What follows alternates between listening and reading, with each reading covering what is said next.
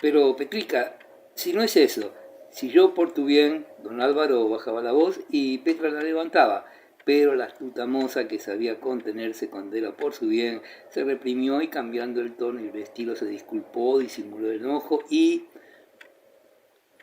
dijo con todo que todo estaba perfectamente, que ella misma pediría a la soldada y sería tan contenta, no a la fonda, sino a otra casa. Una proporción que tenía y una proposición que tenía y que no podía decir todavía cuál era. Por lo demás, tan amigos. Y si el señorito don Álvaro lo necesitaba, allí la tenía, porque la ley era la ley. Y en lo tocante a callar un sepulcro, que ella lo había hecho por afición a una persona que no había por qué ocultarlo y por lástima de otra casada con un viejo chocho inútil y chiflado que era una compasión.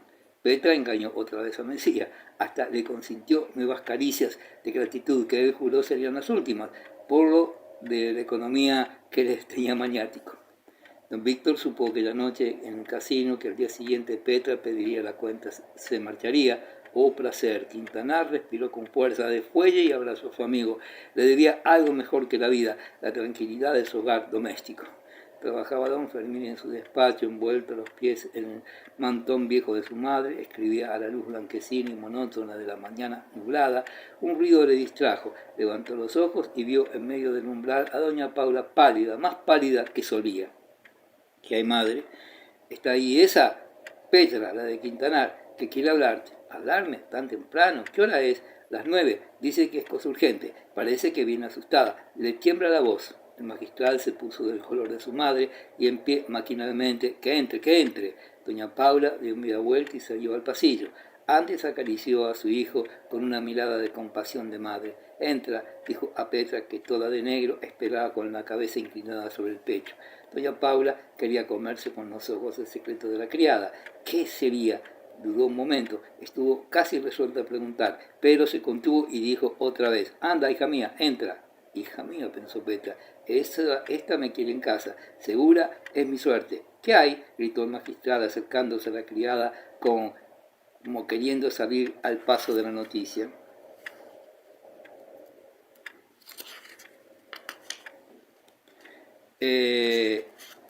Petra vio que estaban solos y se echó a llorar. Don Fermín hizo un gesto de impaciencia que no vio Petra porque tenía los ojos humillados. Había querido hablar el canónigo, pero no había podido. Sentía en la garganta manos de hierro y por el espinazo y las piernas sacudimientos y un temblor tenue, frío y constante. Pronto, ¿qué pasa? Pudo preguntar al cabo. Petra dijo sin cesar de gemir que necesitaba que la oyese en confesión, que no sabía si era una buena obra o un pecado lo que iba a hacer, que ella quería servirle a él, servir a su amo, servir a Dios, que al fin religión era también el interés del prójimo, pero temía, no sabía si debía. Habla, habla, le dijo. Te digo que hables pronto. ¿Qué hay, Petra? ¿Qué hay? Don Fermín, con disimulo, apoyó una mano en la mesa. Hubo una pausa. Habla, por Dios. En confesión, Petra habla pronto. Señor, yo he prometido decirle a usted todo. Sí, todo, habla. Pero ahora no sé si debo. Don Fermín corrió a la puerta, la cerró por dentro y volviéndose rápido y con ademán descompuesto, gritó, sujetando con fuerza el brazo de la criada. Déjate de disimulos, habla o te arranco yo las palabras. Petra le miró cara a cara, fingiendo humildad y miedo. Quería ver el gesto que ponía aquel canónigo al saber que la señorana se la pegaba. Pero dijo sin rodeos que había visto ella con sus propios ojos lo que jamás hubiera querido. El mejor amigo del amo, don Álvaro, que de día no se separaba de don Víctor, entraba de noche en el cuarto de la señora por el balcón y no salía de allí hasta el amanecer. Ella le había visto una noche creyendo que soñaba porque se había puesto a espiar creyendo así desvanecer ciertas sospechas, pero ay, era verdad, aquel infame había pervertido a la señorita, una santa. Bien temía don Fermín. Petra seguía hablando, pero hacía rato que de paz no la oía. En cuanto comprendió de qué se trataba, antes de oír las frases crudas en que pintó la rubia lúbrica el asalto de Caserón de los Osores por el tenorio vetustense, don Fermín giró sobre los talones, como si fuera a caer desplomado. Dio 2 pasos inciertos y llegó al balcón contra cuyos cristales se apoyó la frente. Parecía mirar a la calle, pero tenía los ojos cerrados.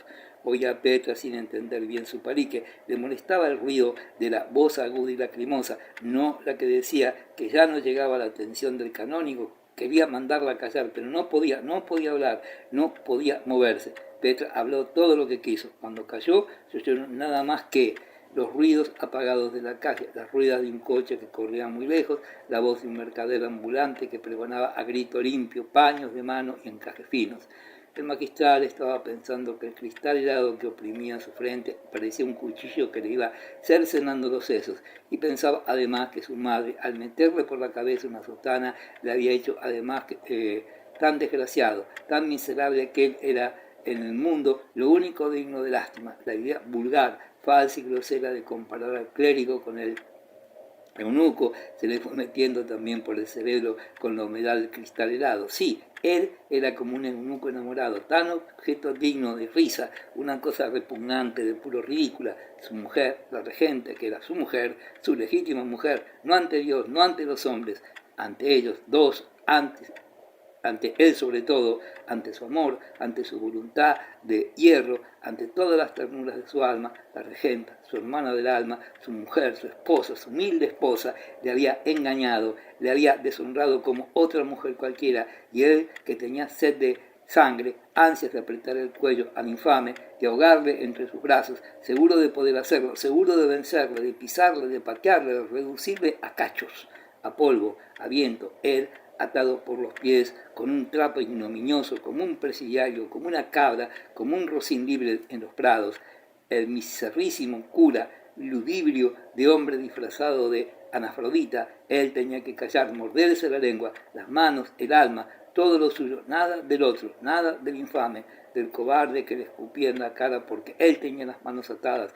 ¿Quién le tenía sujeto? El mundo entero, 20 siglos de religión, millones de espíritus ciegos, perezosos que no veían el absurdo porque no les dolía a ellos, que llamaban grandeza, abnegación, virtud a lo que era suplicio injusto, bárbaro, necio y sobre todo cruel.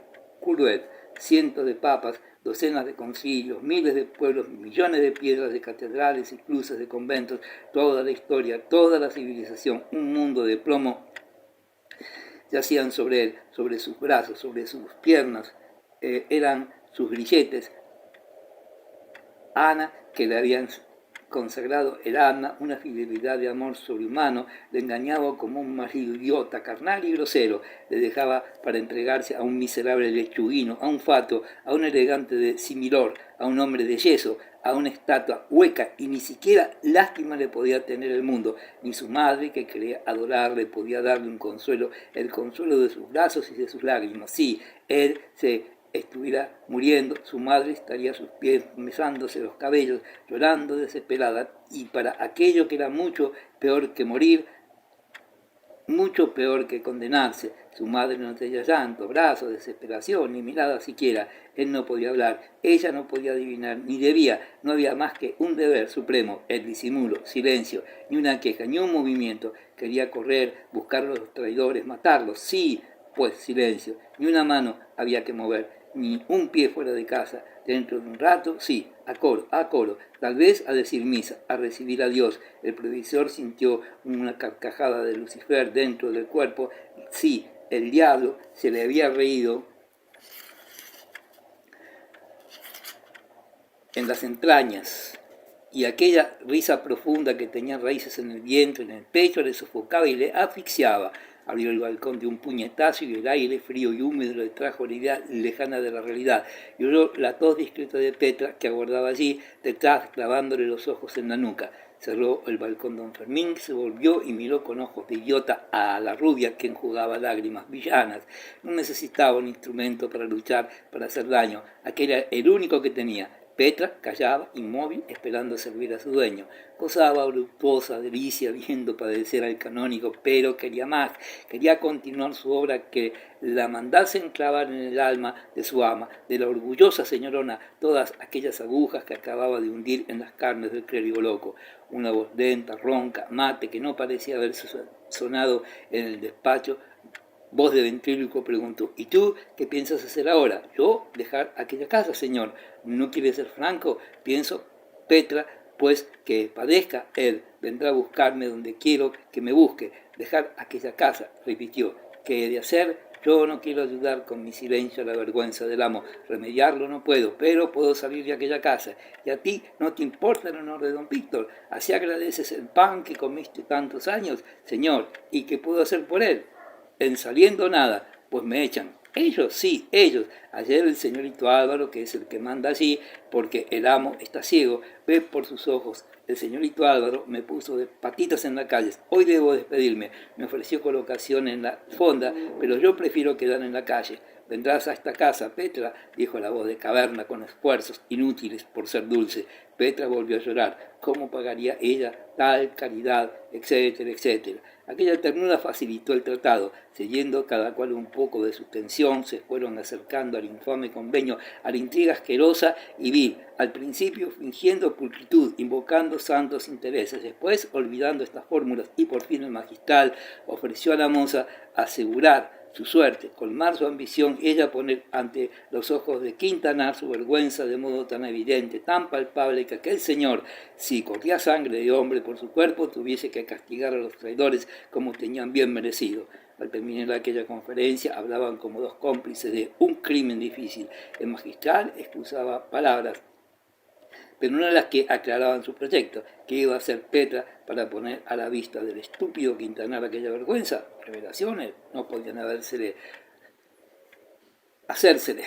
Anónimos eran expuestos. ¿Qué? No, señor, nada de eso. Ha de verlo él, repetía Petra, olvidada de sus fingimientos con placer de artista.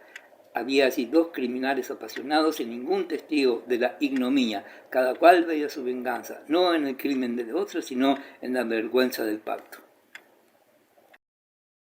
Cuando Petra salió de la casa del magistral, se sintió dentro de sí un hombre nuevo. El hombre quería de muerte por venganza, el criminal, el ciego por la pasión, el asesino, sí, el asesino. La otra era su instrumento, el asesino, él. Y no le pesaba, no. 100 muertes para los infames. ¿Qué haría don Víctor? ¿De qué comedia antigua se acordaría para vengar su ultraje cumplidamente? ¿La mataría ella primero? ¿Iría antes a buscarle a él? Al día siguiente, 27 de diciembre, don Víctor y Frígilis debían tomar el tren de Roca, Tajada, a las 8:50 para estar en las marismas de Palomares a las 9:30 aproximadamente. Algo tarde era para comenzar la persecución de los patos y alcaravanes, pero no había de establecer la empresa un tren especial para los cazadores, así que se madrugaba menos que otros años. Quintanar preparaba su reloj despertador de suerte que le llamase con un estrépito horrísono a las 8 en punto. En un decir, Jesús se lavaba, salía al parque, donde solía esperar 2 o 3 minutos a Frígilis, si no la encontraba ya allí, y en esto y en el viaje a la estación se empleaba el tiempo necesario para llegar algunos minutos antes de la salida del tren mixto.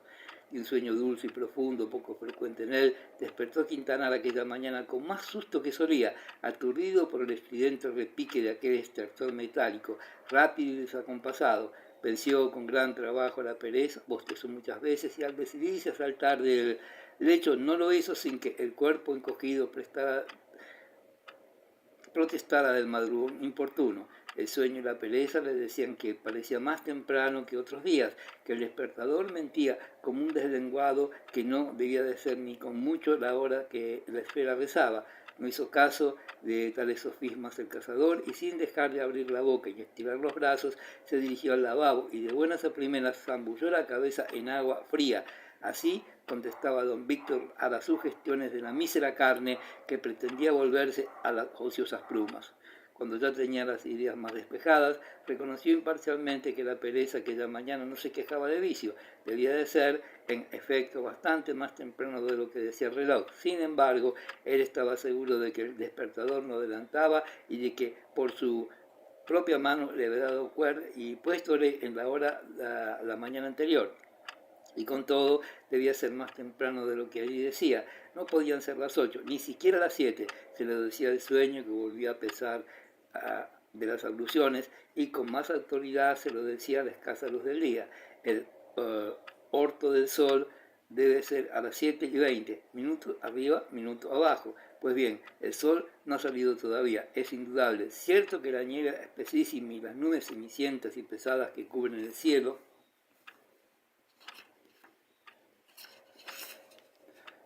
hacen la mañana muy oscura, pero no importa, el sol no ha salido todavía, es demasiada oscuridad esta, no deben ser ni siquiera las 7. No podía consultar el reloj de bolsillo porque el día anterior, al darle cuerda, le había encontrado roto en el muelle real. Lo mejor será llamar. Salió a los pasillos en zapatillas. Petra, Petra, dijo, queriendo dar voces sin hacer ruido. Petra, Petra, ¿qué diablos? ¿Cómo ha de contestar si ya no está en casa? La pícara costumbre. El hombre es un animal de costumbre, suspiró don Víctor. Se alegraba en el alma de verse libre de aquel testigo y semi-víctima de su flaqueza. Pero, así todo, al recordar ahora que en vano gritaba Petra, sentía una extraña y poética melancolía, cosas del corazón humano. Servanda, Servanda, Anselmo. Nadie respondía. No hay duda, es muy temprano, no es hora de levantarse, los criados siquiera, pero entonces, ¿quién me ha adelantado el reloj? 2 relojes echados a perder en 2 días. ¿Cuándo entra la desgracia por una casa? Don Víctor volvió a dudar. ¿No podían haberse dormido los criados? ¿No podía aquella escasez de luz originarse de la densidad de las nubes? ¿Por qué desconfiar del reloj si nadie había podido tocar en él? ¿Y quién iba a tener interés en adelantarle? ¿Quién iba a permitirse semejante broma? Quintanar pasó a la convicción contraria. Se le antojó que bien podían ser las 8. Se vistió deprisa, tomó el frasco de anís, bebió un trago, según acostumbraba cuando salía de casa, aquel enemigo mortal del chocolate, y echándose al hombre el saco de las provisiones repleto de ricos fiambres, bajó a la huerta por la escalera del corredor, pisando de puntillas como siempre por no perturbar el silencio de la casa, pero a los criados ya los compondría él a la vuelta, perezosos. Ahora no había tiempo para nada. Frígilis debía de estar ya en el parque esperando al impaciente. Pues, señor, si en efecto son las 8, no he visto día más oscuro en mi vida, y sin embargo la niebla no es muy densa. No, ni el cielo está muy cargado. No lo entiendo. Llegó Quintanar al senador, que era el lugar de cita, cosa más rara. Frígilis no estaba allí, andaría por el parque, se echó la escopeta al hombro y salió de la glorieta. En aquel momento el reloj de la catedral comenzó, si bostezase, dio 3 campanadas. Don Víctor se detuvo pensativo, apoyó la culata de su escopeta en la arena húmeda del sendero y exclamó: me lo han adelantado, pero ¿quién? ¿Son las 8 menos cuarto o las 7 menos cuarto? Esta oscuridad, sin saber por qué, sintió una angustia extraña. También él tenía nervios, por lo visto, sin comprender la causa, le preocupaba y le molestaba mucho aquella incertidumbre. ¿Qué incertidumbre? Estaba antes obcecado. Aquella luz no podía ser la de las 8, eran las 7 menos cuarto. Aquello era el crepúsculo matutino, ahora estaba seguro. Pero entonces, ¿quién le había adelantado el despertador más de una hora? ¿Quién y para qué? Y sobre todo, ¿por qué este accidente sin importancia le llegaba tan adentro? ¿Qué presentía? ¿Por qué creía que iba a ponerse malo? Había echado a andar otra vez, iban en dirección a la casa, que se veía entre las ramas deshojadas de los árboles, apiñados por aquella parte. Oyó ruido que le pareció el de un balcón que abrían con cautela, dio 2 pasos más entre los troncos que le impedían saber qué era aquello y, al fin, que cerraban un balcón de su casa y que un hombre que parecía muy largo se descolgaba, sujeto a las barras y buscando con los pies la reja de una ventana del piso bajo para apoyarse en ella y después saltar sobre un montón de tierra. El balcón era el de Anita. El hombre se embozó en una capa de vuelta de grana y, esquivando la arena de los senderos, saltando de uno a otro cuadro de flores y corriendo después sobre el césped a brincos, llegó a la muralla, a la esquina que daba la calleja de tras la cerca. De un salto se puso sobre una pipa medio podrida que estaba allí arrinconada y, haciendo escala de unos restos de palos de espaldares clavados en la piedra, llegó, gracias a unas piernas muy largas, a verse a caballo sobre el muro. Don Víctor le había seguido de lejos entre los árboles, había levantado el gatillo de su escopeta sin pensar en ello, por instinto, como en la casa, pero no había apuntado al fugitivo. Antes quería conocerle, no se contentaba con adivinarle. A pesar de la escasa luz del crepúsculo, cuando aquel hombre estuvo a caballo era en la tapia, el dueño del parque ya no pudo dudar. Es Álvaro, pensó don Víctor, y se echó el arma a la cara. Mesía estaba quieto, mirando hacia la calleja, inclinando el rostro, atento solo a buscar las piedras y resquicios que le servían de estribos en aquel descendimiento. Es Álvaro, pensó otra vez don Víctor, que tenía la cabeza de su amigo al extremo del cañón de la escopeta. Él estaba entre árboles, aunque el otro mirase al parque, no le vería. Podía esperar, podía reflexionar, tiempo había, era tiro seguro, cuando el otro se moviera para descolgarse. Entonces, pero tardaba años, tardaba siglos. Así no se podía vivir con aquel cañón que pesaba quintales, mudos mundos de plomo y aquel frío que comía el cuerpo y el alma. No se podía vivir. Mejor suerte hubiera sido estar en el otro extremo del cañón, allí sobre la tapia. Sí, él hubiera cambiado de sitio, y eso que el otro iba a morir. Era Álvaro, y no iba a durar un minuto. Caería en el parque o a la calleja. No cayó, descendió sin prisa del lado de tras la cerca, tranquilo, acostumbrado a tal escalo, conocido ya de las piedras del muro. Don Víctor debió desaparecer sin dejar la puntería y sin osar mover el dedo que apoyaba en el gatillo. Ya estaba Mesía en la calleja y su amigo seguía apuntando al cielo. Miserable, debí matarle, gritó don Víctor cuando ya no era tiempo, y como si le remordiera la conciencia, corrió a la puerta del parque, la abrió, salió a la calleja y corrió hacia la esquina de la tapia por donde había saltado su enemigo. No se veía nadie. Quintanar se acercó a la pared y vio en sus piedras y resquicios la escalera de su deshonra. Sí, ahora lo veía perfectamente. Ahora no veía más que eso. Y cuántas veces había pasado por allí sin sospechar que por ella, aquella tapia, se subía a la alcoba de la regenta. Volvió al parque, reconoció la pared por aquel lado, la pipa medio podrida arrimada al muro como el descuido, los palos del espaldar rotos formaban otra escala. Aquella la veía todos los días 20 veces y hasta ahora no había reparado lo que era una escala. Aquello le parecía el símbolo de su vida. Bien claras estaban en ella las señales de su deshonra, los pasos de la traición, aquella amistad fingida, aquel sufrirle comedias y confidencias, aquel malquistarle con el señor magistral. Todo aquello era otra escala y él no la había visto nunca y ahora no ve otra cosa. Hannah, aquella estaba allí en casa, en el lecho, la tenía en sus manos, podría matarla, debería matarla, ya que al otro lado le había perdonado la vida. Por horas, nada más que por horas, por más que no empezaba. ¿Por qué no empezaba por ella? Sí, ya iba, estaba resuelto, era claro, había que matar.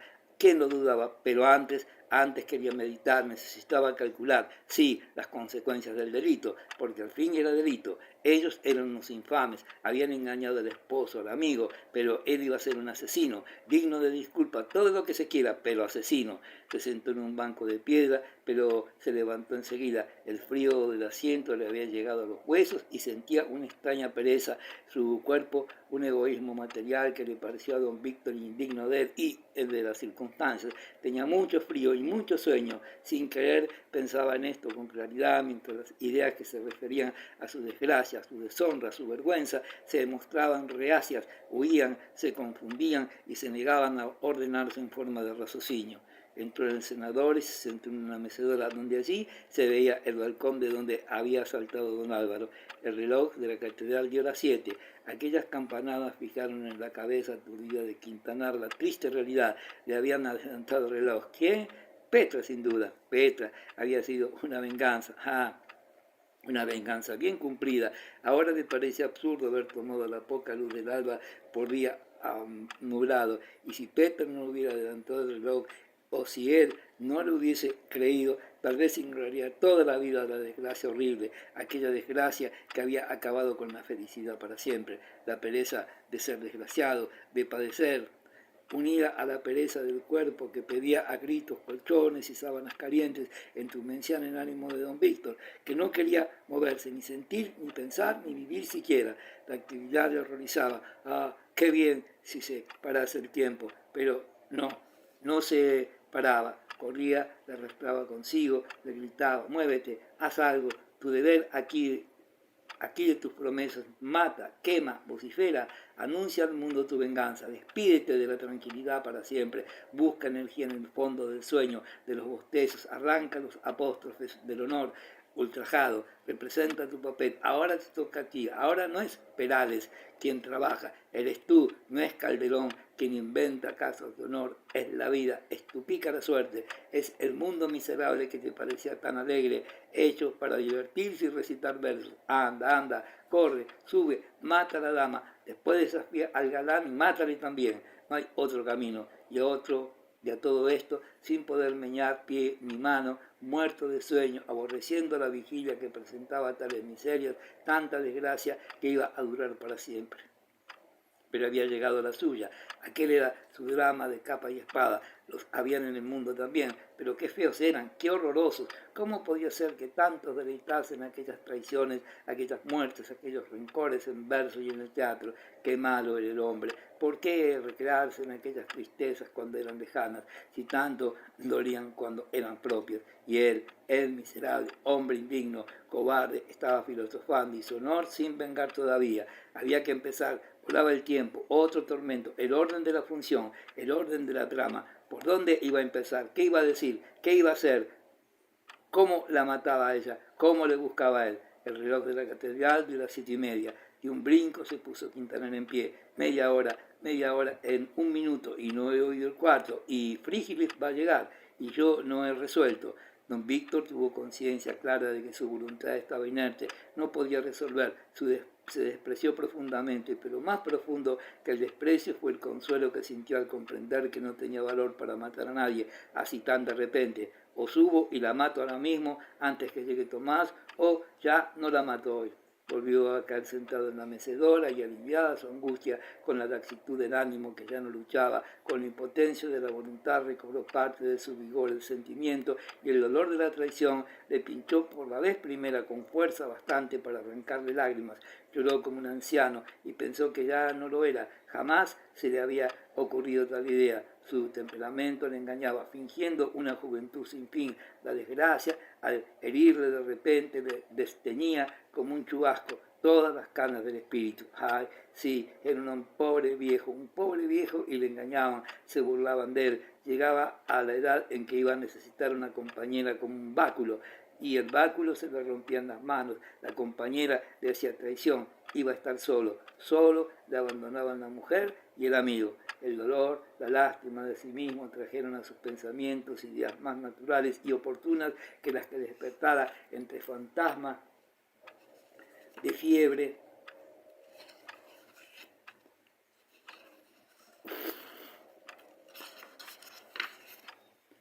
y de insomnio, la indignación contra ella por las lecturas románticas y combatidas por la pereza, el egoísmo y la flaqueza del carácter.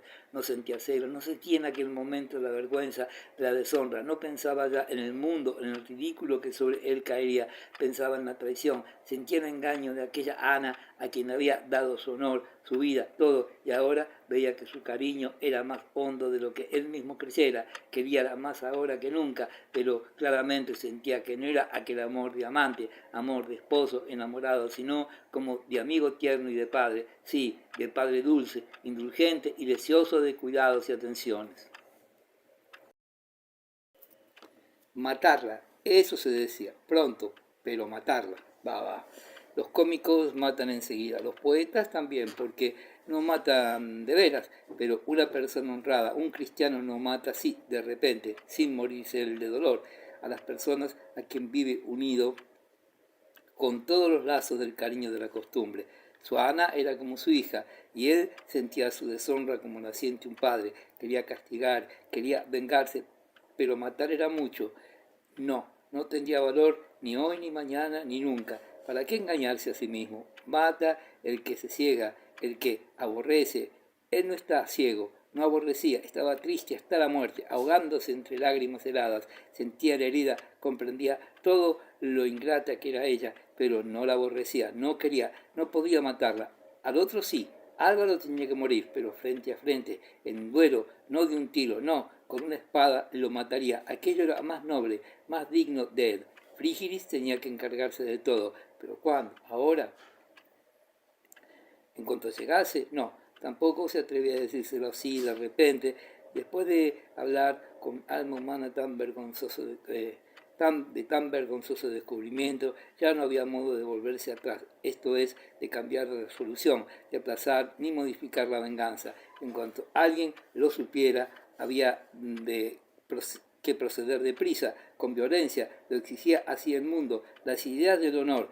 Él era al fin un marido burlado, y a ella habría que llevarla a un convento, y él se volvería a su tierra. Si no le mataba a Mesía, se escondería en la almuña de don Godino.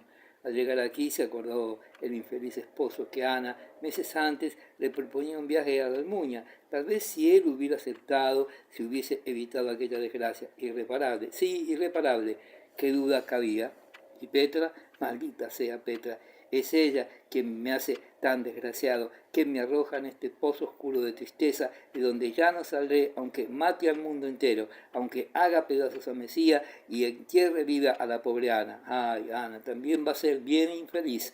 La catedral dio 8 campanadas, las 8. Ahora debía yo despertar y no sabría nada. Este pensamiento le avergonzó. En su cerebro estalló la palabra grosera con que el vulgo más mal hablado nombra a los maridos que toleran su deshonra, y la ira volvió a encenderse en su pecho. Sopló con fuerza y barrió el dolor tierno. Venganza, venganza, se dijo, o soy un miserable, un ser digno de desprecio. Sintió pasos sobre la arena, levantó la cabeza y vio a su lado a Frígilis. Hola, parece que se ha madrugado, dijo Crespo, que gustaba de ser siempre el primero. Vamos, vamos, contestó don Víctor, volviendo a levantarse y después de colgar la escopeta del hombro.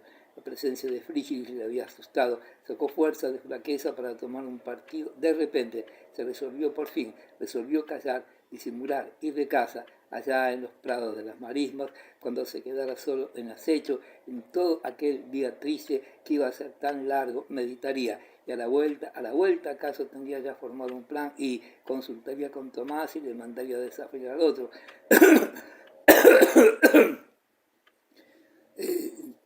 Si era esto lo que procedía, por ahora callar, disimular.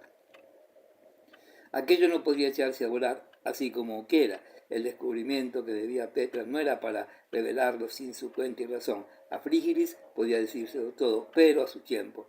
Salieron del parque. El mismo Quintanar cerró la verja con su llave. Crespo iba adelante. Miró a don Víctor hacia el fondo de la huerta, hacia el caserón que ya le parecía otro. ¿Qué hacía?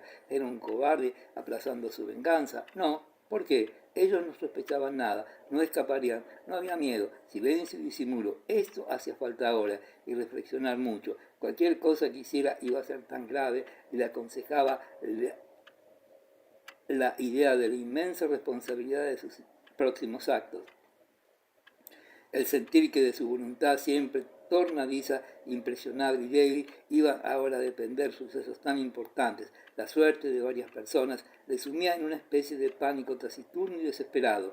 Veleidades tenía que llamar a Frígilis, decírselo todo, ponerlo en sus manos todo. Frígilis, aunque era un soñador, llegado el caso, tenía mejor sentido que él. Sabría ser más práctico. ¿Qué haría? Por lo pronto, seguir a Tomás a la estación y callar. Para hablar siempre era tiempo. La mañana seguía con cenicienta, nubes y más nubes promisas salían como un telar de los picos y mesetas del Corfín. Caían sobre la sierra, se arrastraban por sus cumbres, resbalaban hacia Vetusta y llenaban el espacio de una tristeza gris, muda y sorda. No hace frío, observó Frígilis al llegar a la estación. No llevaba más abrigo que su bufanda a cuadros, pero decía él que su cazadora valía por la piel de un proboscidio. No le entraban balas ni catarros. En cambio, Quintanar, ceñido el cuerpo del capotón espeso, tenía que hacer esfuerzo para nadar diente con diente. No hace mucho frío, dijo, por miedo a delatarse. Afortunadamente, este es un sonámbulo que no se fija nunca en si los demás tienen cara de rizo o de vinagre. Debo de estar pálido, desencajado, pero este egoísta no ve nada de eso. Entraron en un coche de tercera. En su mismo banco Frígilis encontró antiguos conocidos. Eran 2 ganaderos que volvían de Castilla y después de hacer noche en Vetusta buscaban el amor de su hogar. Allá en la aldea, Crespo como si no hubiera en el mundo apenas ni amigos, que se ahogaban en ellas, alegre con aquel insultante regocijo que le inspiraba a él la helada de las mañanas frías del año, frotaba las manos y hablaba del precio de las reses y de las ventajas de la parcería, locuaz, como nunca se le había en Vetusta. Parecía que, según el tren se alejaba de los tejados de un rojo sucio, casi pardo de la ciudad triste, sumida en sueño y en niebla, el alma de Frígilis se ensanchaba, respiraba a su gusto aquel pulmón de hierro. No sospechaba que el ciego, tan importunamente alegre y decidor que su amigo, su mejor amigo, al romper la marcha, el tren había tenido tentaciones de arrojarse al andén y después estirarse por la ventanilla de la vía y correr desalado a Vetusta, entrar en el caserón de los Osores y coser a puñaladas el pecho de una infame. Sí, todo esto había querido hacer don Víctor, que se sintió morir de vergüenza y de cólera contra los infames adúlteros y contra sí mismo, en cuanto notó que el tren se movía y se alejaba del lugar del crimen, de su deshonra y de su venganza necesaria. Soy un miserable, gritaba por dentro Quintanar mientras el tren volaba y Vetusta se quedaba ya lejos, tan lejos que detrás de las lomas y de los árboles desnudos ya solo se veían la torre de la catedral, como un gallardete negro destacándose en el fondo blanquecino del Corfín, envuelto por la niebla que el sol tibio iluminaba de soslayo. Huyo de mi deshonra, en vez de lavar la frente, huyo de ella. Esto no tiene nombre. Ah, sí lo tiene, y ¡zas! El nombre que tenía aquello, según Quintanar, estallaba como un cohete de dinamita en el cerebro del pobre viejo. Soy un tal, y se lo decía a sí mismo con todas sus letras, y tan alto que le parecía imposible que no le oyeran todos los presentes. Pero el tren huía de Vetusta, le silbaba a él, y él no tenía valor de arrojarse a tierra, de volver al pueblo. Iba a tardar más de 12 horas en ver el caserón, aplazaba su venganza más de 12 horas.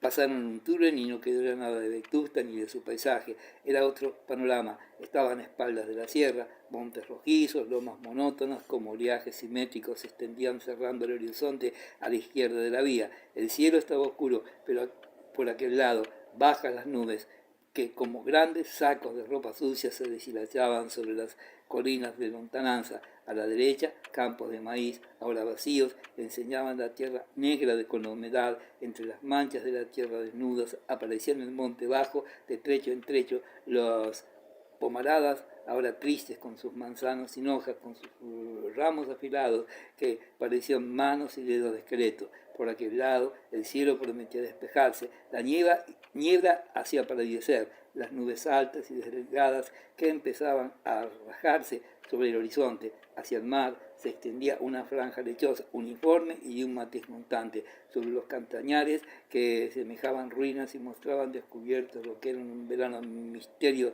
de su follaje, sobre los bosques de robles y sobre los campos desnudos. Y las pomaradas tristes pasaban de cuando en cuando en triángulo macedónico, bandadas de cuervos que iban hacia el mar como el nado fuegos de la niebla, silenciosos a ratos y a ratos lamentándose con graznar lúgubre que llegaba a la tierra apagado como una queja subterránea. Mientras Frígilis hablaba de la conveniencia de abandonar el cultivo del maíz y de cultivar los prados con intensidad, don Víctor, apoyada la cabeza sobre la tabla dura del coche de tercera, miraba al cielo pardo y veía desaparecer entre la niebla una falange de cuervos por aquel deserto del aire, y parecían polvos de imprenta, después aprensión de la vista, después nada. Lugarejo, 2 minutos, gritó una voz rápida y ronca. Don Víctor asomó la cabeza por la ventanilla. La estación triste, cabaña muy pintada de chocolate y muy muerta de frío, estaba al alcance de su mano o poco más distante. Sobre la huerta, asomada en una ventana, una mujer rubia, como de 30 años, daba de mamar a un chico. Es la mujer del jefe. Viven en este desierto. Felices ellos, pensó Quintanar. Pasó el jefe de la estación, que parecía un pordiosero. Era joven, más joven que la mujer. De la ventana parecía. ¿Se querrán? Ella por lo menos le será fiel.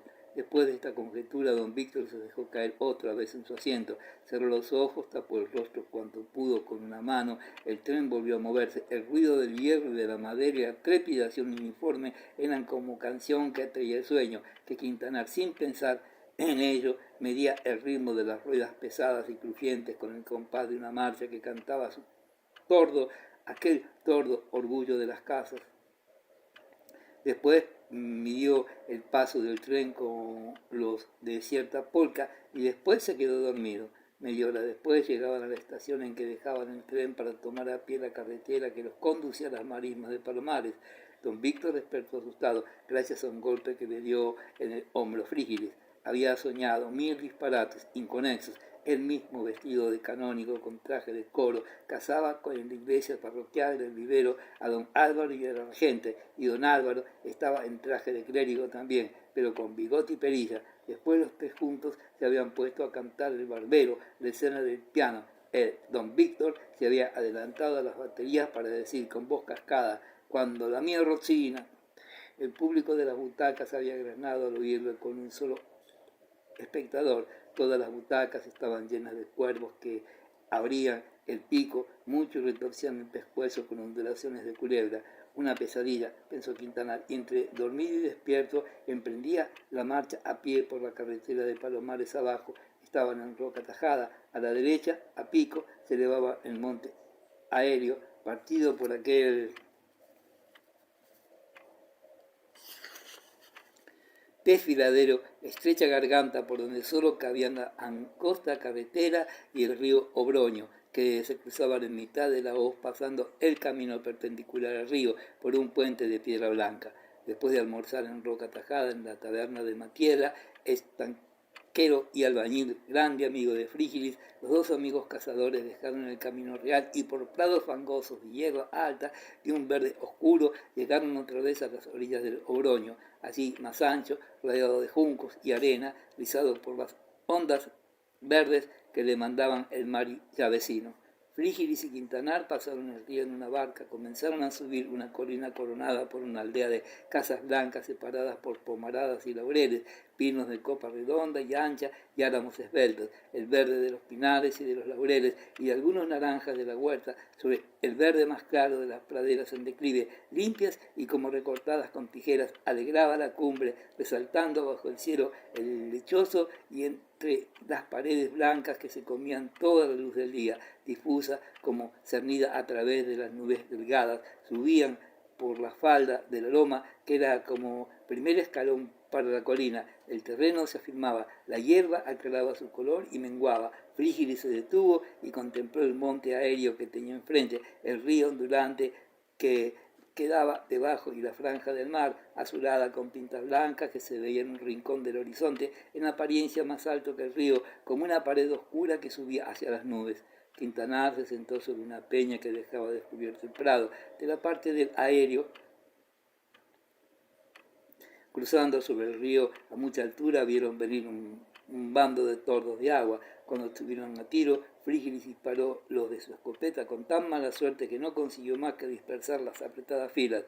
«Tira tú, bobo», gritó Crespo furioso. Quintanar se levantó, apuntó, disparó y 4 tordos de agua cayeron heridos por los perdigones que, según pensó en aquel instante, don Víctor debían tener en los sesos el amigo traidor, el infame don Álvaro. Sí, aquel tiro era el de Álvaro. Los tordos inocentes caían a pares y el ladrón de su honra vivía. Y cosa extraña, cuando allá en el parque había estado apuntando a la cabeza de Mesía, no recordaba que el cartucho mortífero tenía carga de perdigón, suponía lleno de postas o de balas.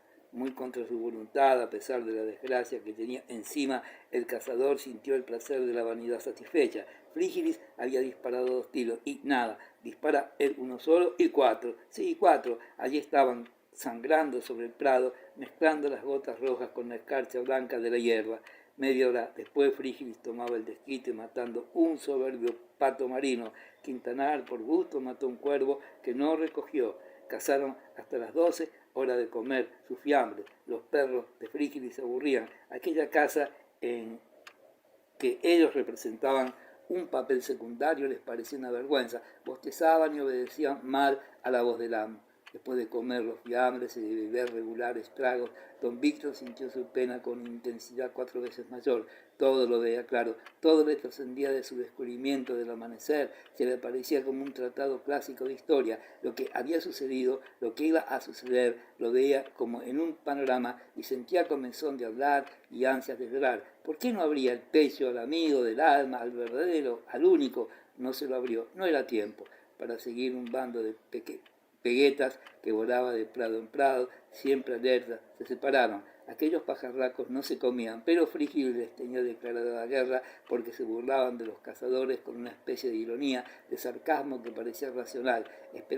Fingían estar descuidados, disimulaban su vigilancia, y al ir Frígilis a disparar escondidos tras un seto, volaban los condenados gritando como brujas sorprendidas en aquelarre. Por eso los perseguía tenaz, irritado. Se separaron. Si las peguetas iban por un lado a escapar del prado que cubrían ciñéndolo de negro, se encontraban con la descarga de Crespo. Si tomaban por el otro lado, disparaba don Víctor, el cual se quedó solo sobre una loma dominando el valle. El sol no había conseguido disipar la niebla, se le vislumbraba detrás de un toldo blanquecino como si fuera una luna de teatro hecha con un poco de aceite sobre un papel. A lo lejos gritaban las agorelas, aves de invierno, que después aparecerían bajo las nubes, volando fuera de tiro, sin miedo al cazador, pero tristes, cansadas de la vida, suponía Quintanar.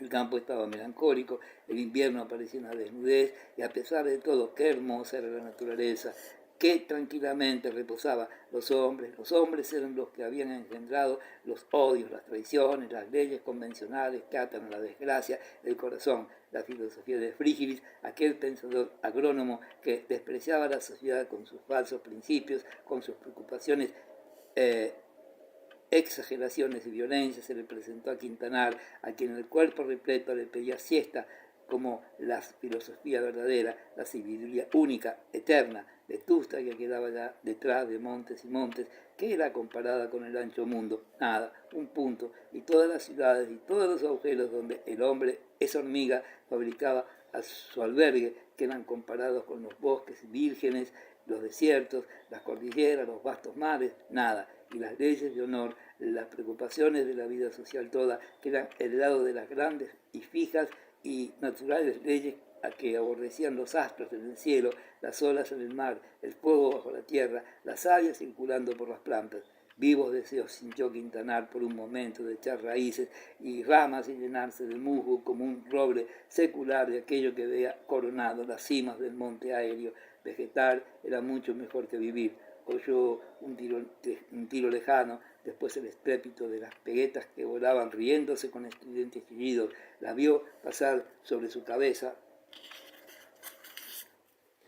No se movió, que se fueran al diablo. Él estaba pensando en Tomás Kempis. Sí, Kempis, a quien había olvidado. Tenía razón, donde quiera estaba la cruz, arregla, decía el sabio secreto, arregla y ordena todas las cosas según tu modo de ver y según tu voluntad, y verás que siempre tienes algo que padecer, de grado o por fuerza, siempre hallarás la cruz. Y también recordaba lo de, algunas veces parecerá que Dios te deja, otras veces será modificado por el prójimo, y lo que es más, muchas veces te serás molesto a ti mismo. Sí, el prójimo me mortifica y yo mismo me molesto, me hago daño hasta sangrar el alma. No sé lo que debo hacer ni lo que debo pensar siquiera. Anita me engaña, es un infame, sí, pero ¿y yo no la engaño yo a ella? ¿Con qué derecho uní mi frialdad de viejo distraído y frío a los ardores y los sueños de su juventud romántica y extremosa?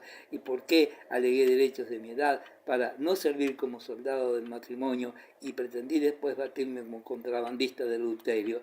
¿Dejará de ser adulterio el del hombre también? Digan lo que quieran las leyes. Le daba ir a encontrarse tan filósofo, pero no podía otra cosa.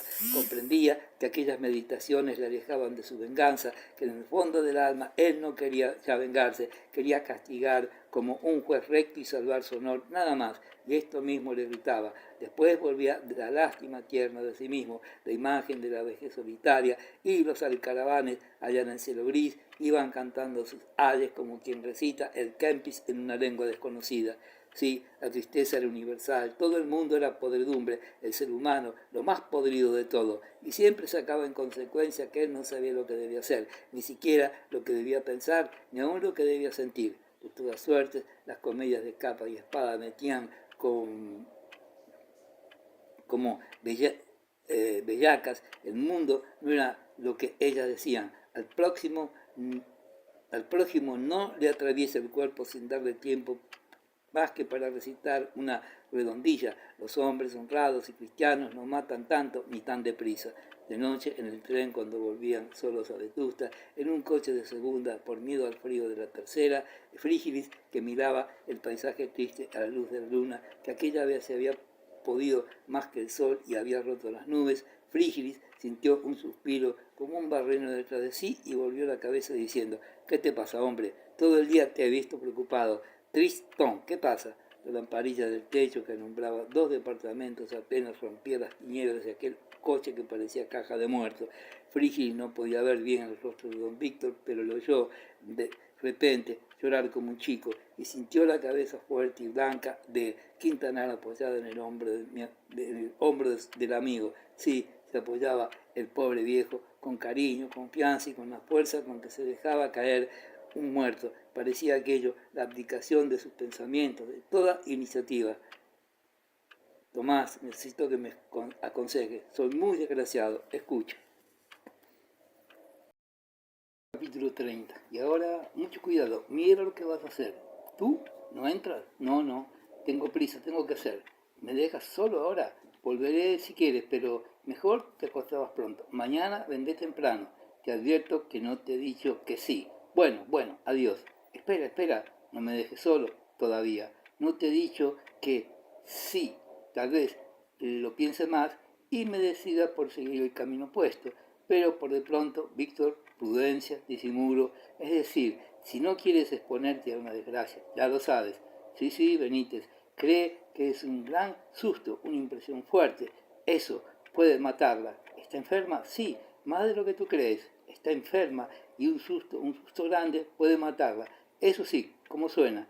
Y yo debo subir y guardar para mí todos estos rencores, toda la hiel, tragármela y disimular y hablar con ella para que no sospeche y no se asuste y no se muera de repente. Sí, Víctor, sí, todo eso debes hacer, pero confiesa, Tomás, que todo eso se dice mejor que se hace y comprende que ese aldabón me inspire miedo. Explícate la razón que tengo para tener el mismo asco que si fuera de hierro líquido.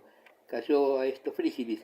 Llegaban de la estación, estaban en el portal del caserón de los Osores, que apenas alumbraba a pedazos del farol dorado pendiente del techo. Quintanar no tenía valor para subir a su casa, no quería llamar. Iban a abrirle, iba a salir ella. Ana, hace un cuento, se atrevería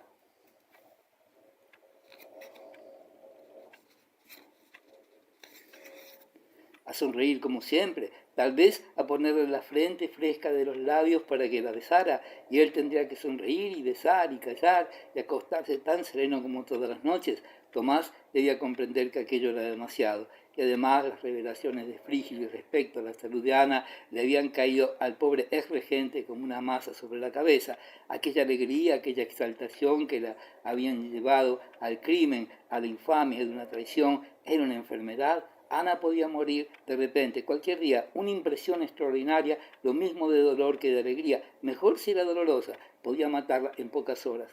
Esto había contestado Frígilis a la historia de su amigo. A Mesía, fusilémoslo, había dicho, si eso te consuela, pero hay que esperar, hay que evitar el escándalo y sobre todo hay que evitar el susto, el espanto que sobrecogería a tu mujer si tú entraras en su alcoba como los maridos de teatro. Ana, culpable según las leyes divinas y humanas, no lo era tanto en concepto de Frígilis, que merecería la muerte. ¿Quién quiere matarla? Yo no quiero eso, había interrumpido don Víctor al oír esto, pero Frígilis había replicado, si quieres tal, si le dices que lo sabes todo, lo que hay que hacer hay que pensarlo. Yo no digo que la perdones, que esa sea la única solución, pero confiesa que el perdonar es una solución también. Perdonarla es transigir con la deshonra.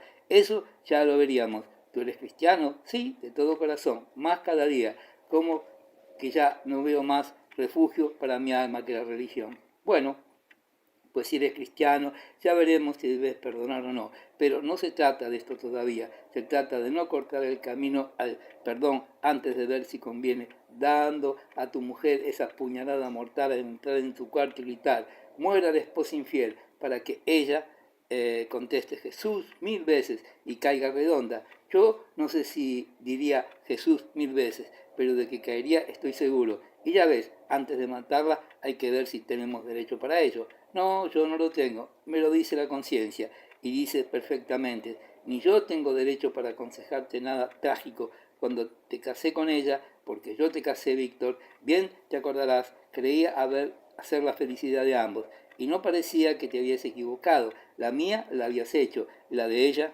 durante más de 10 años, pareció que también. Sí, pareció, pero la procesión andaba por dentro. 10 años fue buena, la vida es corta, no fue tampoco. Mira, Frígilis, tu filosofía no es para consolar a un marido en mi situación. Ya sé todo lo que tú puedes decirme y mucho más. Eso no es consolarme.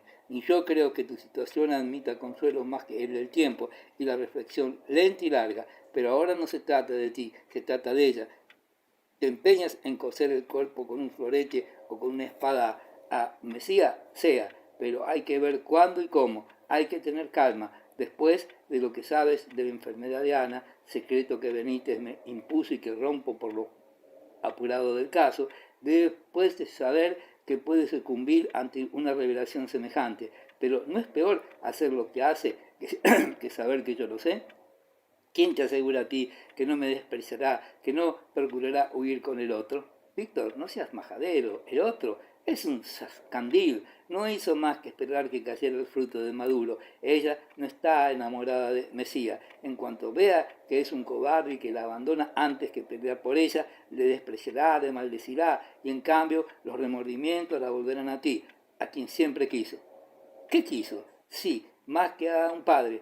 ¿Qué mejor prueba quieres que todo lo pasado? ¿Por qué se hizo mística? Ya, y la pobre también tuvo que sufrir ataques, creo yo, de otro lado, bueno, en fin, de eso no hablemos, porque luchó, como luchó sin duda, porque te quería, porque te quiere mucho, y me te vende, en fin, no hablemos más de eso. Ya has dicho que no quieres más mis filosofías. Ello es que si armas arriba una escena de honor ultrajado, enseguida hay otra de entierro. Hombre, dice las cosas de un modo, la verdad, un drama completo, pero en último caso, si tan irritado estás, si tan ciego te ves, si no puedes atender a razones ni a tu conciencia, que bien claro te habla, llama, sube, alborota, quema la casa, o no hagas tanto, que bastará con que le espantes con tu noticia para que Ana caiga de espaldas y le estalle dentro una de esas cosas en que tú no crees, pero que son para la vida como los alambres para un telégrafo. Si estás furioso, si no puedes contenerte, también tú tendrás disculpas, hagas lo que hagas. Pausa. Pero si no, Quintanar no tiene perdón de Dios. Esto último lo dijo Crespo con voz solemne, grave, vibrante, que hizo a su amigo estremecerse. Después de este diálogo, parte del cual mantuvieron por el camino de la estación a casa y parte dentro del portal, fue cuando Quintanar se acercó a la puerta para tomar el eslabón y cuando Frígilis exclamó, y ahora mucho cuidado, mira lo que vas a hacer. Frígilis tenía prisa, quería dejar a don Víctor cuanto antes para correr en busca de don Álvaro y advertirle que Quintanar sabía su traición, para que se abstuviera de asaltar el parque aquella noche y acudir a la cita, si la tenía como era de suponer.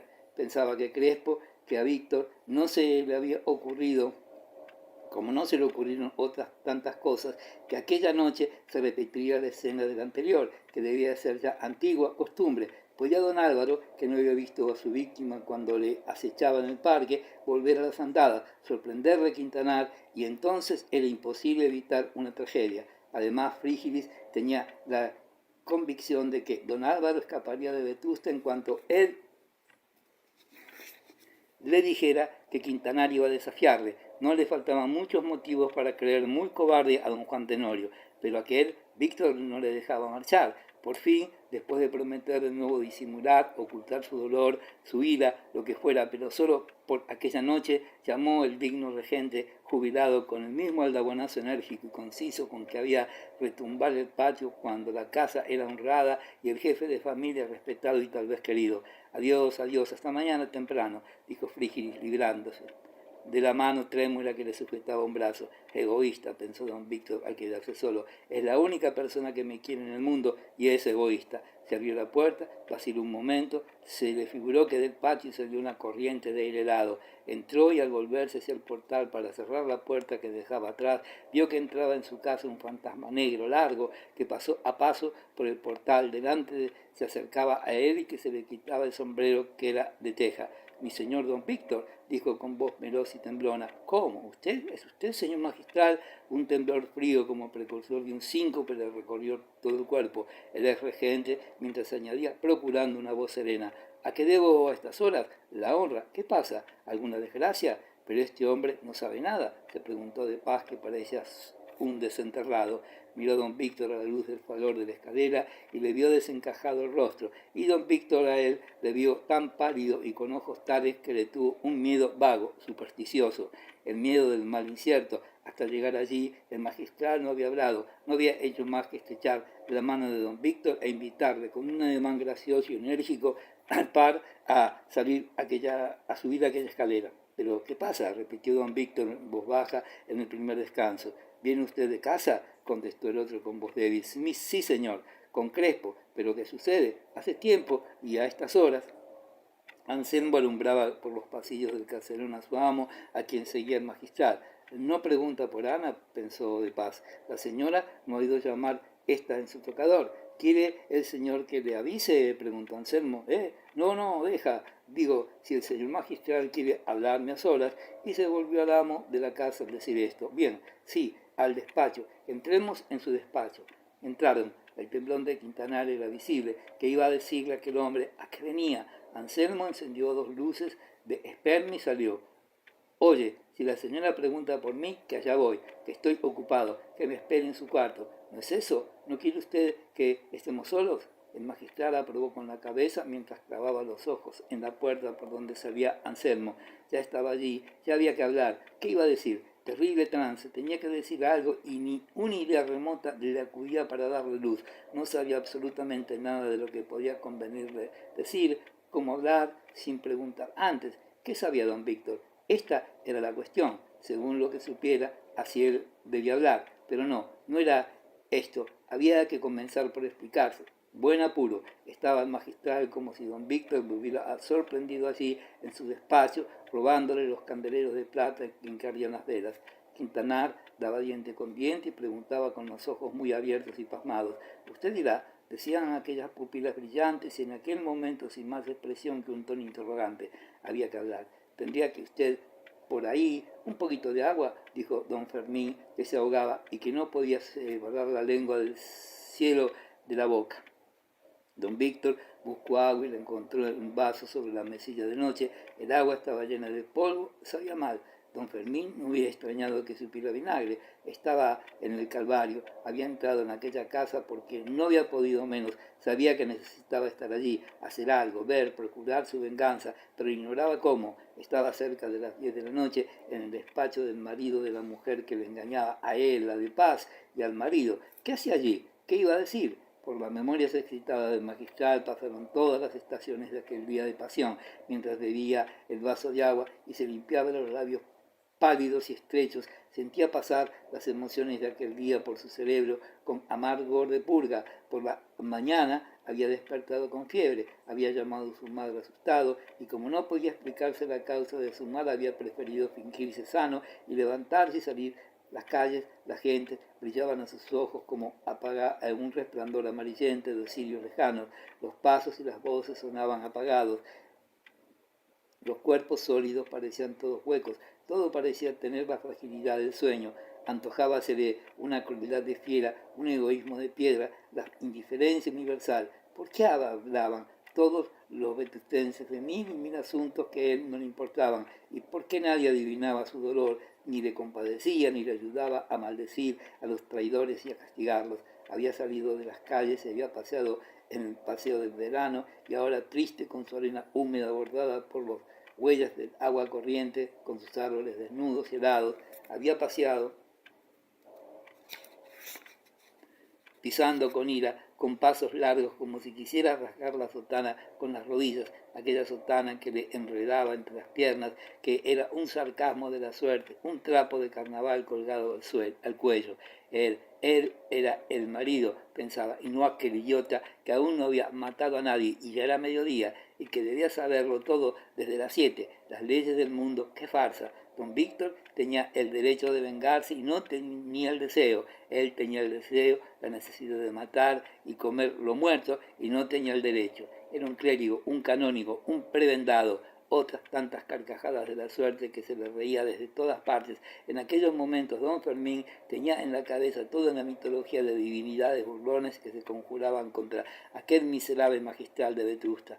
La sotana, azotada por las piernas vigorosas, decía raj, raj, como una cadena estridente que no ha de romperse. Sin saber cómo, de paz había pasado delante de la fonda de Mesía. Sabía él que don Álvaro estaba en casa, en la cama. Sí, como temía, don Víctor no le había cerrado la salida del Parque de los Ozores. Si nada había ocurrido en el lecho, estaba don Álvaro tranquilo, descansando del placer. Podía subir, entrar en su cuarto y ahogarlo allí en la cama, entre las almohadas, y era lo que debía hacer. Si no lo hacía, era un cobarde. Temía a su madre, al mundo, a la justicia, temía el escándalo, la novedad de ser un criminal descubierto, le sujetaba la inercia de la vida ordinaria sin grandes aventuras. Era un cobarde, un hombre de corazón, subía, mataba y sin grandes aventuras. Era un cobarde, un hombre de corazón, subía, mataba, y si el mundo, si los necios vetustenses y su madre y el obispo y el papa preguntaban por qué, él respondía a gritos desde el púlpito si hacía falta, y otras, ¿por qué mato? Porque me han robado a mi mujer, porque me ha engañado mi mujer, porque yo había respetado el cuerpo de ese infame para conservar su alma, y ella, prostituta como todas las mujeres, me roba el alma, porque no le he tomado también el cuerpo. Los mato a los dos porque olvidé lo que oí al médico de ella, olvidé que ubi irritatio, ibi fluxus, olvidé ser con ella tan grosero como con otras, olvidé que su carne divina era carne humana. Tuve miedo a su pudor y su pudor me la pega. La creí cuerpo santo y la podredumbre de su cuerpo me estaba envenenando el alma. Mato porque me engañó, porque sus ojos se clavaban en los míos y me llamaban hermano mayor del alma al compás de sus labios que también lo decían sonriendo. Mato porque debo, mato porque puedo, porque soy fuerte, porque soy hombre, porque soy fiera. Pero no mató, se acercó a la portería y preguntó por el señor obispo de Nauplia, que estaba de paso en Vetusta. Ha salido, le dijeron, y don Fermín, sin ver lo que hacía, logró una tarjeta y le dejó al portero, y volvió a su casa. Se encerró en el despacho, dijo que no estaba para nadie y se paseó por la estrecha habitación como por una jaula. Se sentó, escribió 2 pliegos, era una carta a la regenta. Leyó lo escrito y lo rajó, y todo en 100 pedazos. Volvió a pasear y volvió a escribir y a rajar, y a cada momento clavaba las uñas en la cabeza.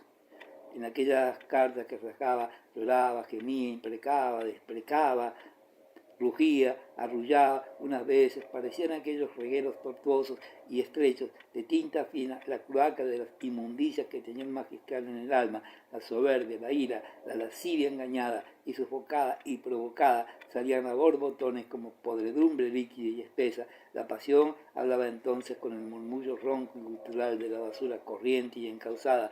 Otras veces se quejaba el idealismo fantástico del clérigo como una tórtola, recordaba sin rencor como era una herejía los días de la amistad suave, tierna, íntima, de las sonrisas que prometían eterna fidelidad, de los espíritus, de las citas para el cielo, de las promesas fervientes, de las dulces confianzas. Recordaba aquellas mañanas de un verano entre flores y rocío, místicas esperanzas y sabrosa plástica, felicidad presente, comparable a la futura, pero entre los quejidos del tórtola, del viento, volvía a bramar sacudiendo la enramada, volvía a rugir el huracán, estallaba el trueno y un sarcasmo cruel y grosero rasgaba el papel como el cielo negro un rayo. ¿Y por quién dejaba Ana la salvación del alma, la compañía de los santos y la amistad de un corazón fiel y confiado? Por un don Juan de Similor, por un elegantón de aldea, por un parisien de temporada, por un busto hermoso, por un narciso estúpido, por un egoísta de yeso, por un alma que ni en el infierno la querrían de puro insustancial, sosa y hueca, pero ya comprendía él la causa de aquel amor, era la impura lascivia, se había enamorado de la carne fofa y de menos todavía de la ropa del sastre, de los primores de la planchadora, de la habilidad del zapatero, de la estampa del caballo, de las necesidades de la fama, de los escándalos del libertino, del capricho, de la ociosidad, del polvo, del aire, hipócrita, lasciva, condenada sin remedio por vil, por indigna, por embustera, por falsa. y al llegar aquí era cuando, furioso contra sí mismo, rasgaba aquellos papeles el magistral, airado porque no sabía escribir, de modo que insultara, que matara, que despedazara, sin insultar, sin matar, sin despedazar con las palabras. Aquello no podía mandarse bajo un sobre a una mujer, por más que la mujer lo merecía todo. No, era más noble sacar de una vaina un puñal y herir, que herir con aquellas letras de veneno escondidas bajo un sobre perfumado. Pero escribió otra vez, procuraba reportarse y al cabo la indignación, la franqueza necesaria a su pasión estallaban por otro lado, y entonces era él mismo quien aparecía hipócrita, lascivo, engañando al mundo entero. Sí, sí, decía, yo me lo negaba a mí mismo, pero te quería para mí, quería allá en el fondo de mis entrañas, sin saberlo, como respiro sin pensar en ello. Quería poseerte, llegar a enseñarte que el amor nuestro, amor, debía ser lo primero, que lo demás era mentira, cosa de niños, conversación inútil, que era lo único real, lo único serio, el quererme, sobre todo yo a ti, y huir si hacía falta, y arrojar yo la máscara y la ropa negra, y ser quien soy, lejos de aquí, donde no le puedo ser. Sí, Anita, sí, yo era un hombre, no lo sabías, por eso me engañaste. Pues mira,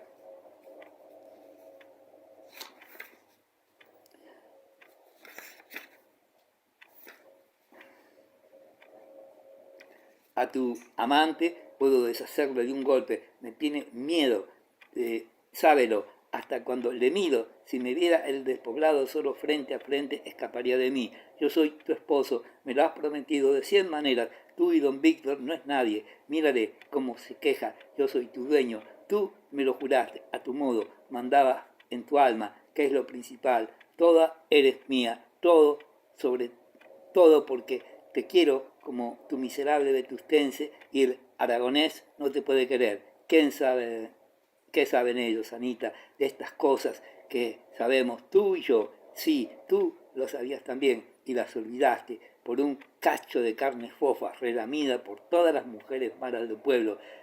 Besas la carne de la orgía, los labios que pasaron por todas las pústulas del adulterio, por todas las heridas del estupro, por